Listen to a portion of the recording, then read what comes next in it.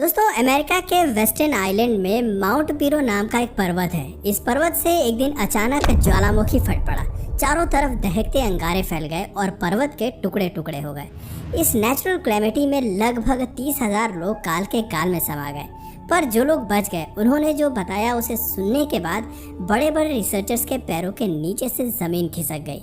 Actually यहाँ के लोगों का कहना था कि उन्हें काफ़ी दिनों से रात में पशु पक्षियों के रोने की आवाज़ें सुनाई देती थीं और कई बार तो उन्हें आसमान में पक्षियों का झुंड सर्कुलर मोशन में घूमते हुए भी दिखाई देता था।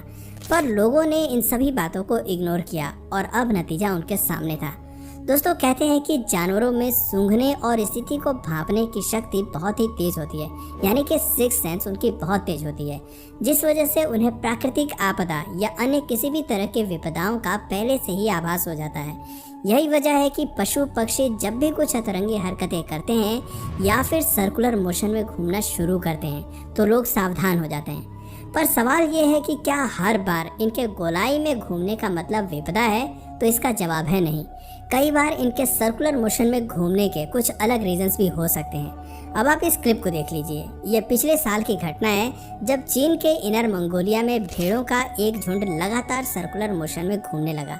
और चौंकाने वाली बात यह है कि ये भेड़ पिछले 12 दिनों तक ऐसे ही घूमते रहे। इस दौरान उन भेड़ों ने न तो कुछ खाना खाया और ना ही कुछ पिया। वे बस गोल गोल चक्कर लगाते रहे।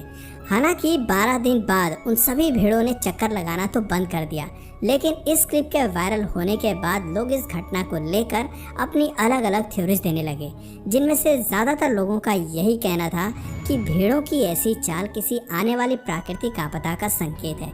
पर आपको बता दें, इस घटना के बाद चीन में किसी भी तरह की कोई प्राकृतिक आपदा या विपदा देखने को नहीं मिली थी। डॉक्टर्स के मुताबिक भेड़ों में ऐसा बर्ताव लिस्टेरियासिस नाम के बैक्टीरियल डिजीज की वजह से देखने को मिलता है और ऐसा पहले भी भेड़ों में देखा जा चुका है। ये बीमारी जानवरों में खराब भोजन की वजह से देखने को मिलती है, जो कि जानवरों के मेंटल हेल्थ को इफेक्ट करती है। इसके कारण ब्रेन में स्वेलिंग आ जाती है और जानवर भटकाव महसूस करने लगते हैं। वैसे दोस्तों, सिर्फ भेड़ ही नहीं बल्कि नन्ही सी चींटियों को भी कई बार गोलाई में घूमते हुए देखा गया है। ये आर्मी एंट्स हैं जो अक्सर गोलाई में चक्कर लगाते हुए मिल जाती हैं। अगर आप हमारे चैनल से जुड़े रहते हैं तो आपको आर्मी एंट्स के बारे में तो ज़रूर पता होगा, और जिन्हें नहीं पता उन्हें मैं बता दूं कि आर्मी एंट्स बहुत ही ज़्यादा खूंखार होती हैं। ये अपने रास्ते में आने वाले बड़े से बड़े शिकार को मारना, खाना और पचाना जानती हैं।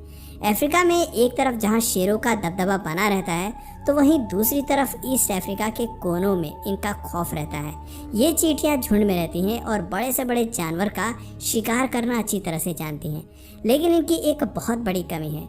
एक्चुअली आर्मी एंट्स अंधी होती हैं। इनके शरीर पर फेरामोन नाम का हार्मोन रिलीज होता है, जिसकी स्मेल को पहचान कर ये चींटियां एक दूसरे का पीछा करते हुए आगे बढ़ती हैं। लेकिन कई बार जब लाइन में सामने चल रही चींटियां रास्ता भटक जाती हैं, तो ये गोल गोल घूमना शुरू कर देती हैं। ऐसे में उनके पीछे चलने वाली चींटियां भी उसी को फॉलो करने लगती हैं। अंग्रेजी में इस प्रोसेस को डेथ स्पाइरल कहा जाता है। धीरे धीरे ये स्पाइरल यानी चींटियों का ये चक्र बड़ा होने लगता है। दोस्तों, मेंटल फ्लॉस वेबसाइट की एक रिपोर्ट के मुताबिक एक बार एक वैज्ञानिक ने करीब 1200 फीट के आकार की चींटियों के डेथ स्पाइरल को जंगल में देखा था, जिसमें चल रही चींटियों को उस चक्र को पूरा करने में 2.5 घंटे का समय लग रहा था। ये डेथ स्पाइरल 2 दिन तक ऐसे ही चलता रहा, जिससे बहुत सी चींटियों की मौत हो गई थी। एंटोमोलॉजिस्ट के मुताबिक चींटियां गोलाई में घूमना तब शुरू करती हैं जब कुछ पैरासाइट्स